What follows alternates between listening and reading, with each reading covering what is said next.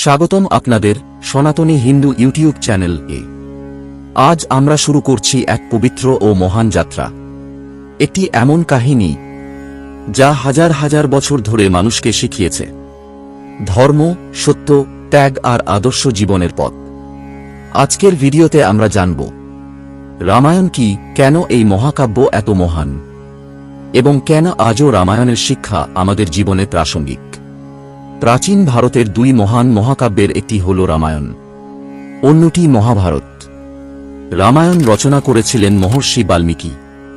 এই মহাকাব্যে প্রায় 24,000 শ্লোক রয়েছে এবং এটি 7টি কাণ্ডে বিভক্ত।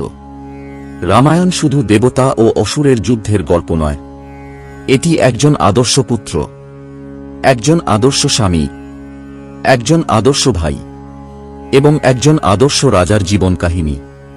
এই কাহিনীর কেন্দ্রীয় চরিত্র মর্যাদা পুরুষোত্তম শ্রীরাম, যিনি ছিলেন বিষ্ণুর 7ম অবতার।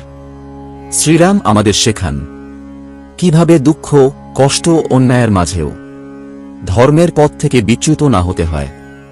রামায়ণে আমরা দেখি একদিকে সত্য ও ন্যায়ের প্রতীক শ্রীরাম, অন্যদিকে অহংকার ও অধর্মের প্রতীক রাবণ। এই দুই শক্তির সংঘর্ষই রামায়ণের মূল শিক্ষা। রামায়ণের কাহিনী শুরু হয় অযোধ্যা নগর থেকে, যেখানে রাজত্ব করতেন রাজা দশরথ।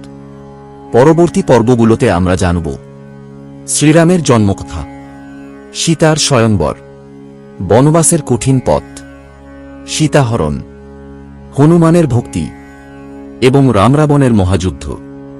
রামায়ণ আমাদের শেখায় অধর্ম যত শক্তিশালী হোক না কেন, শেষ পর্যন্ত জয় হয় ধর্মেরই, এবং সত্যের পথে চললে কষ্ট আসবেই, কিন্তু পরাজয় কখনো স্থায়ী হয় না।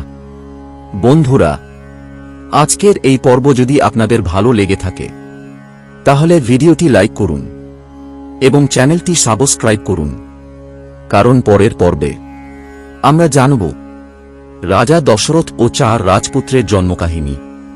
সেই পর্যন্ত ধর্মের পথে থাকুন, সত্যের সঙ্গে থাকুন। জয় শ্রীরাম।